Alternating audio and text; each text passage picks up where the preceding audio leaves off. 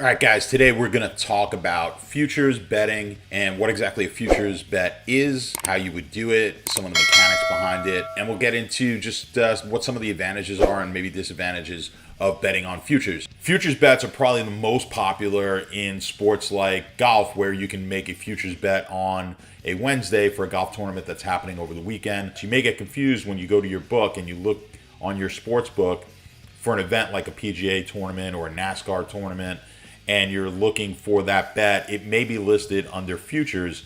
All right, so let's look at an example on the NBA championship, what they're showing as prices for the eventual champion this year.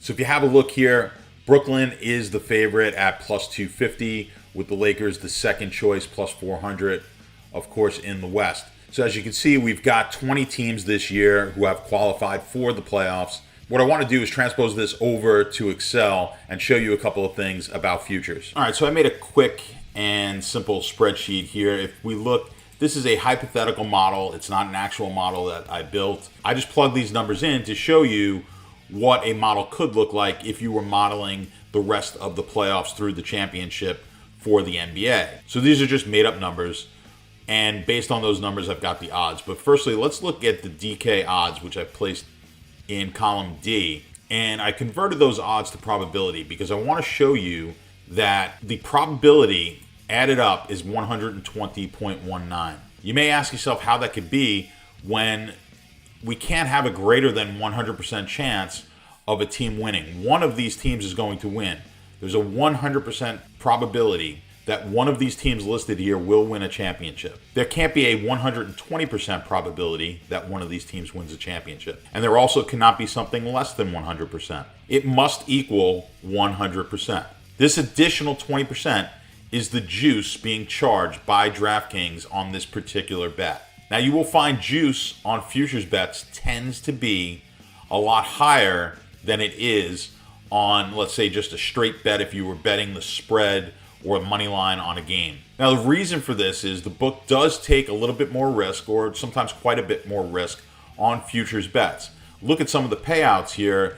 If Dallas or Portland or Atlanta or the Knicks wins, they are potentially going to have to make a rather large payout for that team. It's not unheard of, and I know with legalized sports betting now, a lot of tickets are being posted on Twitter, and there's a lot of reporting being done on these big futures bets, and you may have tens of thousands, if not hundreds of thousands of dollars bet on one of these teams to win a championship, and then the risk cannot be offset by other bets. So there's a good chance that the sports book has a decent amount of risk on an underdog. So because of this, the sports books are going to take more juice than they normally would on just a straight bet, because over time that's going to make up for the times that they're in a situation where they have to pay out a big underdog where someone wagered an inordinate amount of money on that dog and the dog also won. Now let's look at the model. Now my model, again, is not an accurate model. This is just numbers that I put in here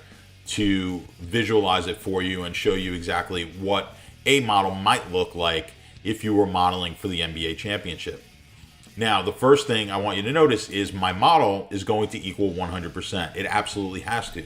Because if you are modeling correctly, you should be at about 100%, give or take maybe fractions of a percentage based on some rounding that you may have done. But essentially, this needs to equal 100% because your model is going to only be taking into account the possible outcomes.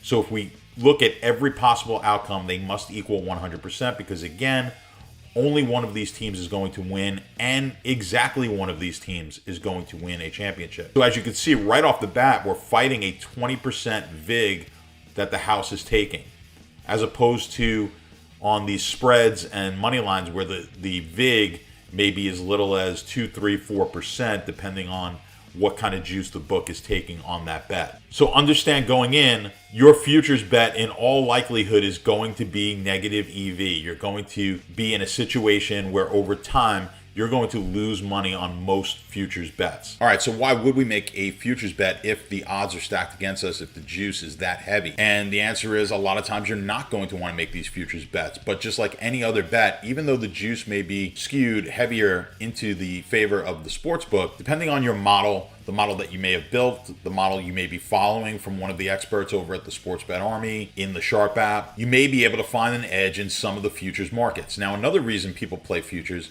is because they use them as a hedge. Now, I'm going to go into more detail in a video upcoming on hedging, but understand you may take a futures bet knowing full well that that's not the actual bet that you want to make. You want to actually hedge within that bet. Don't be confused about that now. We'll get into that, like I said, in another video. But for straight futures, just like any other bet, we want to make sure that we have an edge before we're placing that bet. Hopefully you have a better understanding of what exactly a futures bet is, some of the pros and cons of betting futures. I'm going to be getting into more detail on futures bets and a whole bunch of other things related to sports betting that will only help you improve your return on investment and help you become more profitable in sports betting. But in order to know when these videos drop, you need to subscribe below. Also, there's a link down below to our Discord chat for the Sports Bet Army. I want you guys to head on over there. It's free. You can contact me at Statsational in the Discord chat. Ask any questions. Of course, leave comments below. Until my next video, let's make some money together.